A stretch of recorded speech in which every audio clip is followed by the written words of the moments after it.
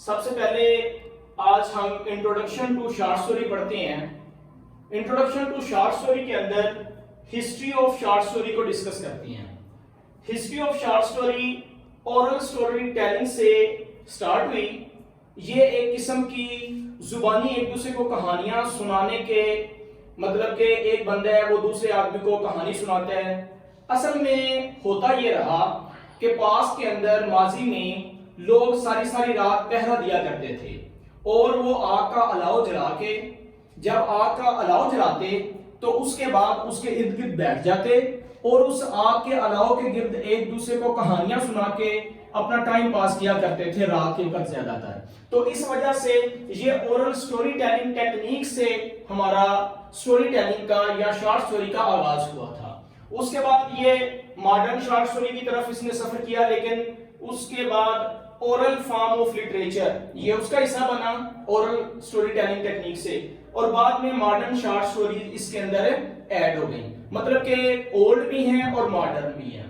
Next अगर हम देखें तो फादर ऑफ मॉडर्न लिटरेचर, तो father of modern short story मतलब कि शॉर्ट स्टोरी का जो फादर है वो कौन बनता है। तो अगर हम लिटरेचर में देखें तो गाय डी मॉप्सा हमारे father of modern short story ये हैं। उसके बाद शॉर्ट स्टोरी की कुछ कैरेक्टरिस्टिक्स हैं, मसलन what is a short story, असल में शॉर्ट स्टोरी होती क्या है उसको अगर हम देखें तो चंद पॉइंट्स मैंने यहां पे बनाए हैं। Number 1, fictional work of prose. Short story prose का एक फिक्शनल वर्क है। उसके बाद ऑफन इन नैरेटिव फॉर्मेट, और ये नैरेटिव फॉर्मेट में होता है। उसके बाद deal with a few characters. Short story के अंदर ज्यादा लेंथी कैरेक्टर्स नहीं होते क्योंकि शॉर्ट स्टोरी हमने नॉवल से शॉर्ट बनानी होती है, तो इस वजह से अगर ज्यादा कैरेक्टर्स ऐड करेंगे तो ये हमारे शॉर्ट स्टोरी की नाकामी का बायस बनेगी। उसके बाद है डिपिक्ट द कैरेक्टर्स कॉन्फ्लिक्ट। इस शॉर्ट स्टोरी के अंदर जो कैरेक्टर्स के कॉन्फ्लिक्ट हैं वो अक्कासी किए जाते हैं और should be red in one sitting.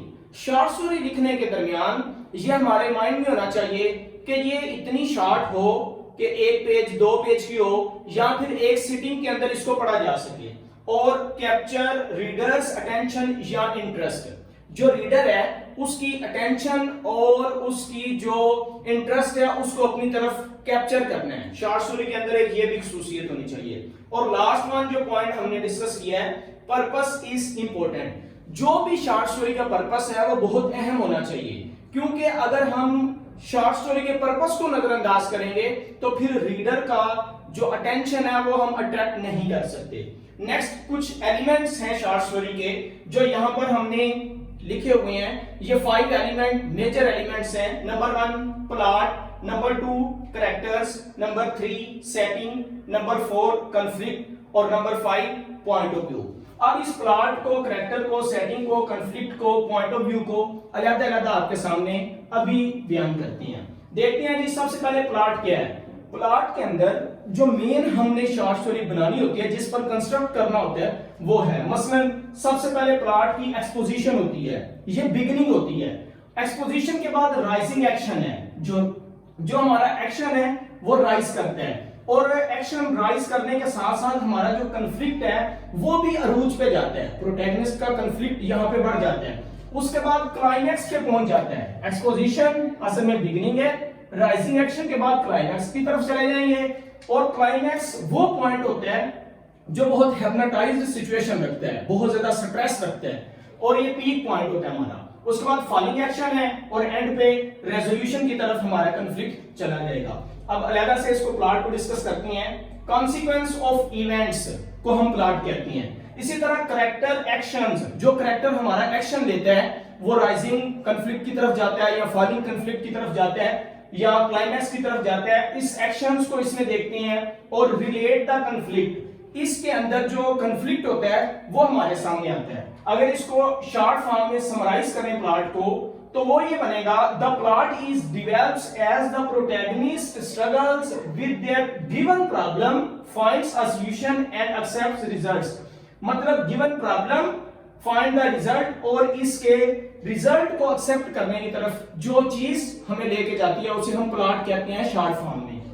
अब प्लॉट के कुछ पार्ट्स हैं हमारे सामने, वो देखते हैं। नंबर 1 एक्सपोजिशन, जो यहां पर मैंने एक आपके सामने रखा है, यही है एक्सपोजिशन। क्या होता है? Introduction of characters. इसके अंदर कैरेक्टर्स का इंट्रोडक्शन आ जाता है, सेटिंग का इंट्रोडक्शन आ जाता है, सेटिंग के इंट्रोडक्शन के बाद कंफ्लिक्ट आ जाता है। इसी तरह राइजिंग एक्शन में क्या होगा?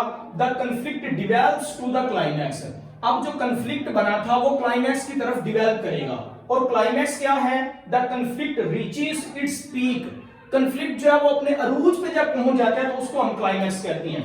फॉलिंग एक्शन की अगर हम बात करें, द कंफ्लिक्ट गेट्स रिजॉल्व्ड, तो फॉलिंग एक्शन के अंदर जो कंफ्लिक्ट है वो रिजॉल्व होना शुरू हो जाता है। और रेजोल्यूशन की अगर हम बात करें, द कंफ्लिक्ट एंड्स, तो यहां जो हमारा कंफ्लिक्ट हुआ था वो इख्तिताम की तरफ चला जाता है। चलते हैं आगे सेकंड पार्ट की तरफ। फर्स्ट था हमारा प्लॉट, सेकंड है कैरेक्टर्स। अब कैरेक्टर्स हमारे पर्सन्स भी हो सकते हैं और कैरेक्टर्स हमारे एनिमल्स भी हो सकते हैं। अब अगर पर्सन्स की बात करें तो कुछ डायनामिक कैरेक्टर्स हैं और कुछ स्टैटिक कैरेक्टर्स हैं। जो कैरेक्टर्स शुरू से लेके स्टोरी के एंड तक सेम रहे वो स्टैटिक कैरेक्टर्स कहलाते हैं, और जो अपनी नेचर को चेंज करते हैं, बिहेवियर को चेंज करते हैं, उनको हम डायनामिक कैरेक्टर्स के अंदर ले लेते हैं। अगर थर्ड पॉइंट को डिस्कस करें तो ये सेटिंग है जिसके अंदर टाइम की सेटिंग, प्लेस की सेटिंग और एनवायरनमेंट वगैरह की सेटिंग की जाती है। मैं यहां थोड़ा सा शॉर्ट कर रहा हूं ताकि वीडियो लेंथी ना हो जाए। नेक्स्ट हमारे पास कंफ्लिक्ट है। कंफ्लिक्ट क्या होता है? The heartbeat of a story.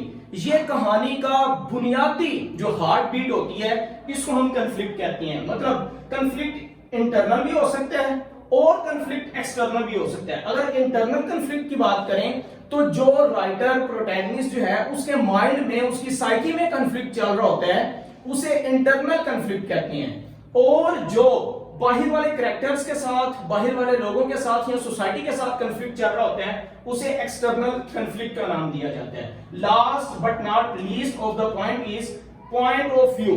अब जो भी स्टोरी है उसका पॉइंट ऑफ व्यू कैसा होना चाहिए? पॉइंट ऑफ व्यू जो है वो किसको कहते हैं? Perspective from which the story is told. मतलब जिस अंदाज से यह कहानी बताई जाती है वो हमारा पॉइंट ऑफ व्यू होता है।